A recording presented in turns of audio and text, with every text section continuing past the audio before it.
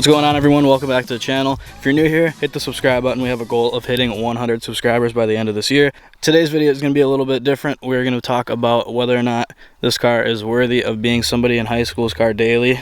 And I think it's going to come all the way down to whether or not they can afford this car. But let's get right into it. So, first things first with this car. Obviously, MPG is not great at all. If you can afford to drive this MPG, right now, I don't know if there's something wrong with my car, but in there, I've gone over half a tank and I've gone 115 miles, I think, somewhere around there. And that's over half a tank on 91.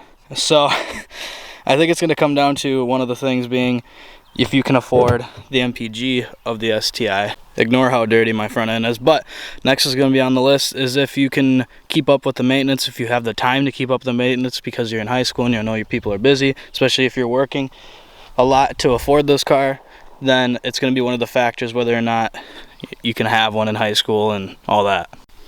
Now, do I think this car is good for a high schooler? Yeah, I think it's absolutely perfect because it has all-wheel drive.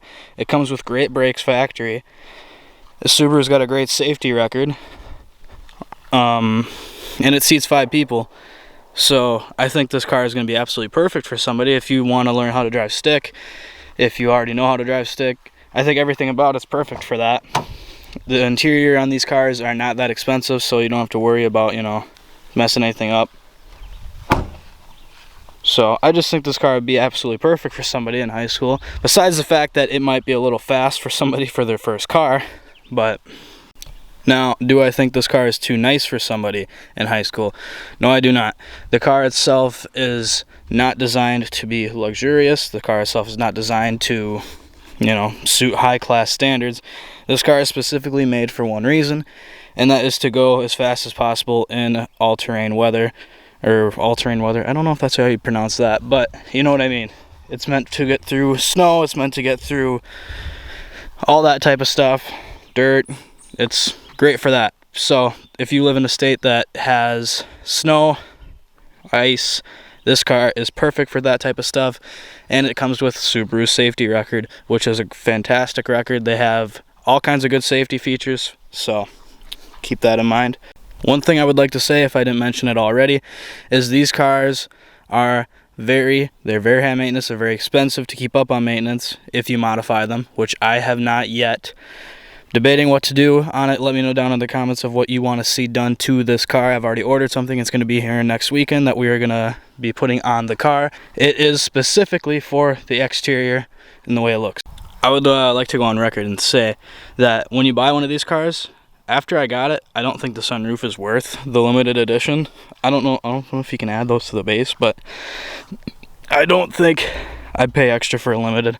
There's not that many features on it that are completely different from the base, so keep that in mind. It's not really a helpful thing, but Another good feature about this car is I have fog lights right here, but I can also turn the angle of the headlights up and down in this car. So it's not just the high beams. You can actually turn the high and low beams. I don't know which one it goes with because I think on this car they're the same thing. But you can actually turn the lights up and down the angle.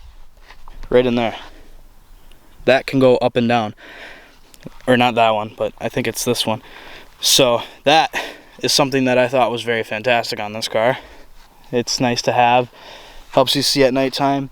Actually, I used that factor when I was in a fog last night and I was coming back home from a bonfire with some of my buddies. So that is something to keep in mind on the STI when you're looking to buy one. Is it's very good for driving at nighttime. The lights are very nice, and this is just a 2011 one. So something else I'd like to add to the list, when you're buying one of these cars, if you're in high school or you're in college, whatever you're doing, and you want to buy one of these cars, do not buy from a random person just because it's cheaper. Because most of the time, people will buy these cars, they'll do mods to them and things themselves because they can't afford to do it at a shop and properly.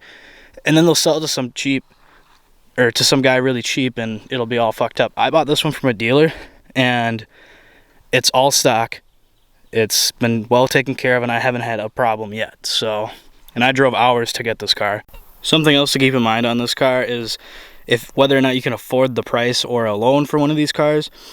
I went in and I got this car for $21,000.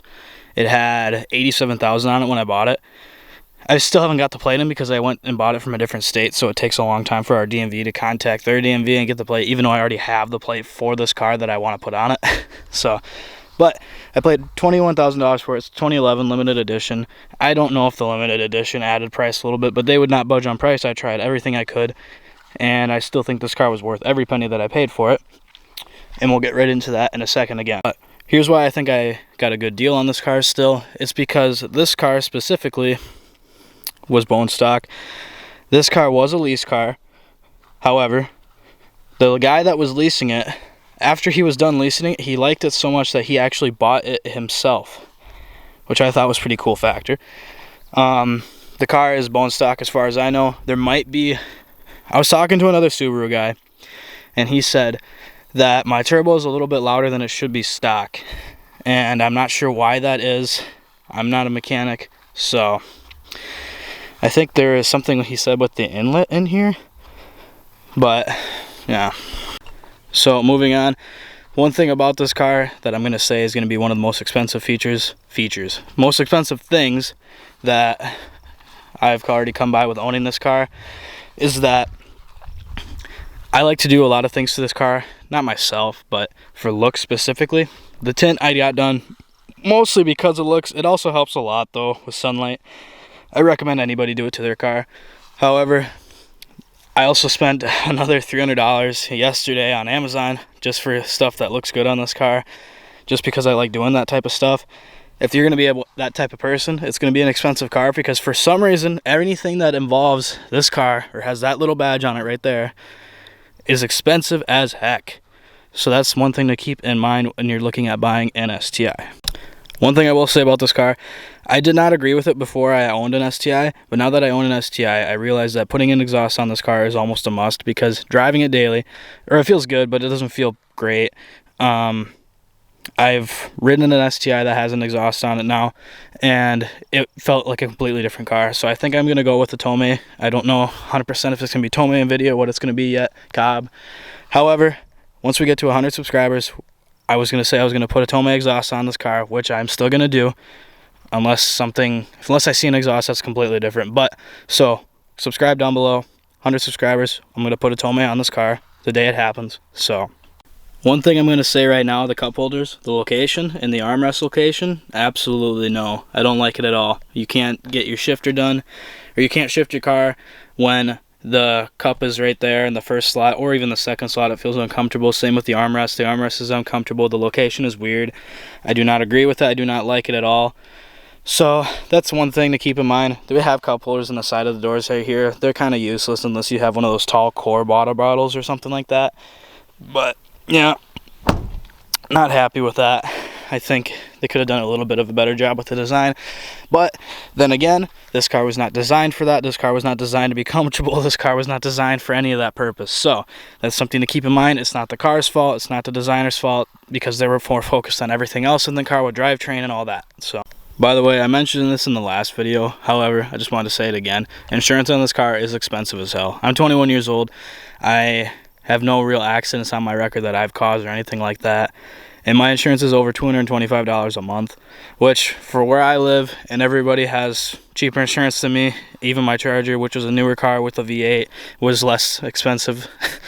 So keep that in mind. Just a little thing for people that are looking to buy this car again. Alright guys, make sure to go down and click the subscribe button down below. Right there, that red button, turn it gray. Also, keep them thinking, what am I thinking? I don't know.